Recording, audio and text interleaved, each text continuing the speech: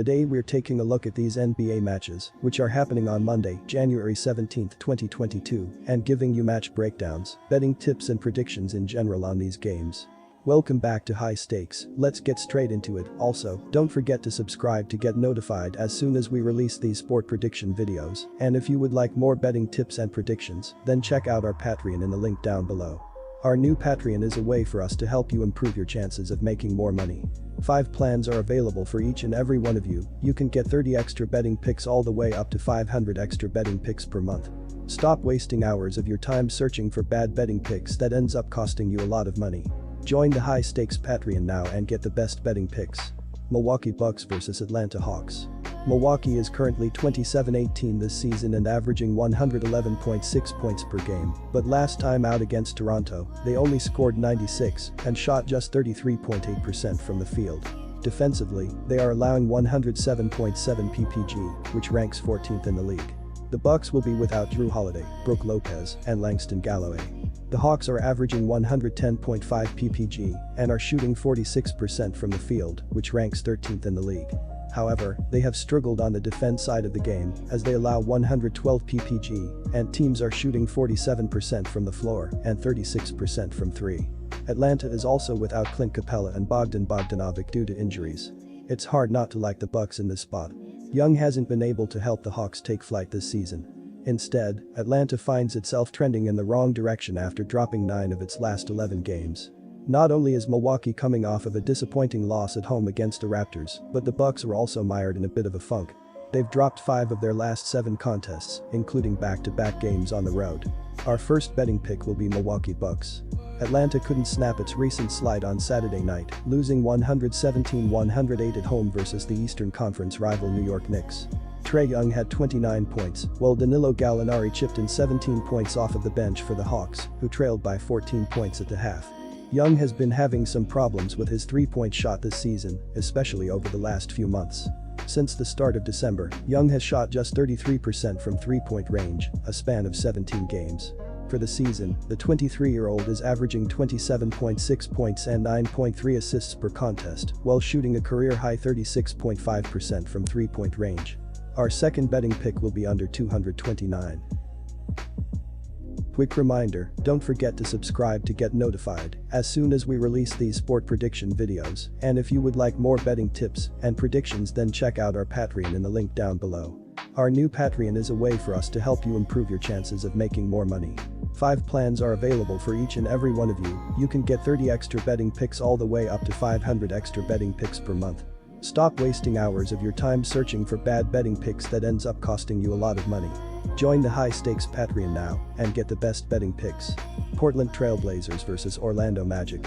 Portland is 14th in the NBA in scoring with an average of 108.9 points per game, but is shooting only 44.7% overall, which is 21st. The Trailblazers are shooting 35.7% from behind the three-point line, which is 10th in the league.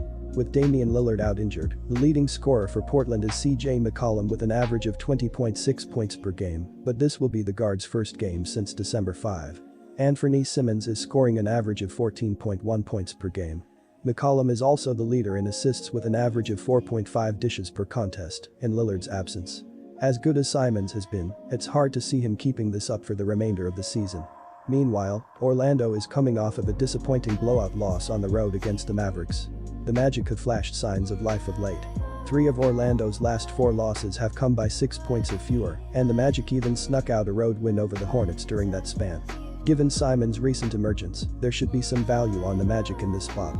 Orlando is allowing an average of 110.8 points per game, which is 23rd in the NBA. Opponents are shooting 45.9% overall and 38.4% from behind the three-point line, which are 19th and 27th respectively. Orlando allows an average of 46.3 rebounds per game, and the Magic are averaging slightly less at 43.8 boards per contest. Leading rebounder Wendell Carter Jr. is out with an injury, and the second leading rebounder is Mo Bamba with an average of 8.4 boards per contest. Bamba is also the leader in blocked shots with an average of 2.1 swats per game, while Chuma Okeke is the leader in steals with an average of 1.4 per contest. Our first betting pick will be Orlando Magic. For Wagner, minutes have been somewhat sporadic and hard to come by this season. However, he's performed well on nearly every occasion when he's been given floor time. In his last 4 games with at least 18 minutes of action, Wagner has averaged 20 points per game, while scoring at least 16 points on all 4 occasions. In a league that prioritizes big men that can stretch the floor, it seems Wagner's talents have gone underappreciated in Orlando. He's shot a healthy 48.3% from the field and 35.7% from three-point range this season, the highest mark of his career. For the season, he scored 7.8 points per game in only 12.2 minutes per contest. According to dunksandthrees.com, Orlando ranks 28th in the NBA with an adjusted -8.4 net rating. Meanwhile, the Magic ranked 28th in the league with an adjusted 103.5 offensive rating and 24th in the NBA on defense with an adjusted 111.9 mark through 44 games. Our second betting pick will be over the total. Toronto Raptors vs Miami Heat. Shooting guard Fred VanVleet has been playing well for the Toronto Raptors as he is averaging 21.9 points, 4.9 rebounds, 6.7 assists, 0.6 blocks, and 1.7 steals on 37.9 minutes per game this season. He is shooting the ball well as he is 43.3% from the floor, 40.9% from the three-point line, and 85.9% from the free throw line. In his last game against Milwaukee, VanVleet played 42 minutes and finished with 17 points, 3 rebounds, 7 assists, and 3 steals. This is a great time to back the Heat, as Saturday's game where their best player uncharacteristically struggled aside, they have looked like a finals contender of late and get a huge boost with the return of Adebayo.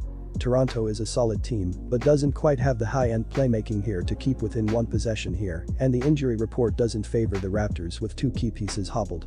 This is a tough Miami offense to guard both when the starters and the bench unit are in, as the Heat are 3rd in offensive rating, with depth pieces like Yurtseven and Max Strus providing strong contributions to an already good core, and getting a borderline all-star level player back in the lineup doesn't hurt. Toronto's points per game allowed mark is misleading as the Raptors rank 22nd in effective field goal percentage allowed and struggle on the defensive glass, which will make this difficult against versatile Miami. The Raptors are tough to trust with this current injury report, as Barnes' two-way contributions as a 6-9 ball handler who can guard anyone are massive, and Trent Jr. provides key scoring. Miami has generally been strong at home. Our first betting pick will be Heat -3. The Heat have been good against the spread as well at 25-18, and they had covered in 5 straight games, including a big upset of the Phoenix Suns before losing on Saturday. Overs are a strong 26-17 for the Heat, but 2 of their last 3 games have gone under the betting total. Miami is right at the league average in scoring at 108.7 points per game, on shooting splits of 52.1% from 2 and 37.5% from 3, the second best mark in the NBA. The Heat ranked top 5 in scoring defense at 104.3 points per game allowed, although opponents have shot the ball well at 52.3% from 2 and 35.1% from beyond the arc. Despite the horrendous showing last game, Butler still leads the Heat with 22.6 points per game on 49% shooting from the field. Tyler Herro isn't far behind with 20.6 points per game, and veteran Kyle Lowry isn't slowing down with 13.4 points and 8.3 assists per contest. Disclaimer, no financial advice. The information on this channel is provided for education and informational purposes only, without any express or implied warranty of any kind, including warranties of accuracy, completeness, or fitness for any particular purpose. The information contained in or provided from or through this channel is not intended to be and does not constitute financial advice, investment advice, trading advice, or any other advice. The information on this channel and provided from or through this channel is general in nature and is not specific to you, the user, or anyone else. You should not make any decision, financial, investment, trading, or otherwise, based on any of the information presented on this channel without undertaking independent due diligence and consultation with a professional broker or financial advisory.